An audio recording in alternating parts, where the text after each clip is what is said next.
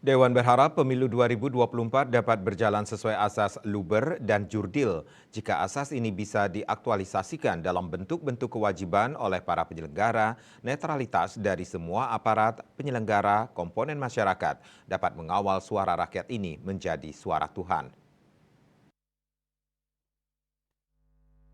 Sekretaris Komisi 1 DPRD Provinsi Bali Imade Suparta dalam rapat koordinasi persiapan pemilu 2024 di ruang rapat pimpinan Gedung DPRD Provinsi Bali Rabu 7 Februari berharap jangan sampai suara rakyat dimanipulasi sebab suara rakyat adalah suara Tuhan. Oleh karena itu semua pihak harus ikut berkontribusi untuk menjaga dan mengawal hasil pemilu, terutama hasil pungutan suara dari TPS agar utuh sesuai dengan mekanisme yang ada. Dikatakan saat ini yang akan diantisipasi adalah pada titik kerawanannya ketika terjadi perpindahan logistik dari TPS ke PPK.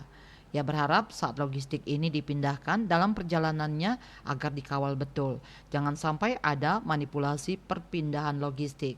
Kemudian ketika logistik sudah ada di PPK dalam waktu berapa hari, agar dipastikan 1 kali 24 jam kotak suara itu harus utuh, tidak boleh cacat dan tidak boleh terganggu kecuali ada rekap oleh petugas. Pihaknya menyarankan ke penyelenggara agar ada petugas yang menjaga 1 kali 24 jam. Ia juga meminta agar minimal ada CCTV di seluruh titik logistik PPK sehingga pemilu bisa berjalan dengan luber dan jurdil. Ketua KPU Provinsi Bali Dewa Agung Gede Lidartawan mengatakan potensi kecurangan pada surat suara bisa saja masih terjadi. Untuk itu, apabila masyarakat atau siapapun yang menemukan kecurangan di Bali agar melapor. Ia pun memastikan bahwa penyelenggara di Bali tidak ada yang berani berbuat curang. Jika ditemukan kecurangan, maka saat itu juga akan diberhentikan tidak hormat. Winata Bali Post melaporkan.